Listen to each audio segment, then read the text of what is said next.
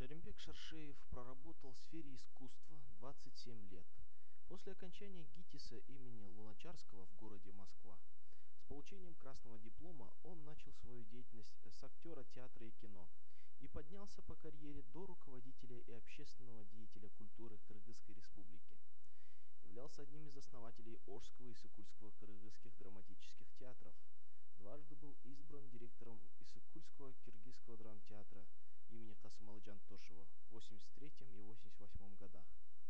Затем был переведен на должность директора Фрунзенского государственного цирка в 1985 году и после стал директором Кыргызского академического театра в 1985-1987 году.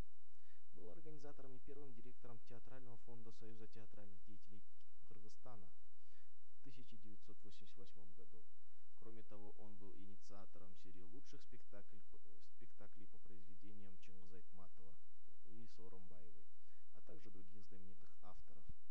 Создал и провел открытие Кыргызского академического театра в городе Ош во Фрунзе.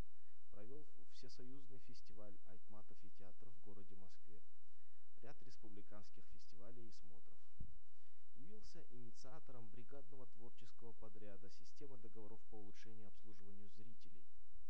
Как драматург написал ряд пьес «Птица счастья», «Джанаркуш», «Обретение», «Цвет рубина» и другие, поставленные в театрах Кыргызстана и Хакасии, а также был автором сценария к 75-летию Алыкула Осмонова и телевизионному фильму «Камбаркан».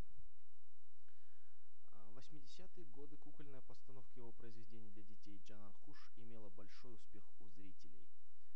Шерембек Шаршеев активно занимался общественной деятельностью, был председателем Совета театра, членом Прижевальского горкома Компартии Киргизии, членом оргкомитета Ассоциации театральных менеджеров СССР. С 1991 года стал членом правительства и Кабинета министров Кыргызской Республики. В последние годы жизни возглавлял Госдирекцию по пропаганде эпоса «Манас» и провел масштабное мероприятие, посвященное тысячелетию эпоса «Манас» в Таласе. Его мечта была в самоопределении Кыргызстана в мировой цивилизации, благоденствии и процветании кыргызского народа.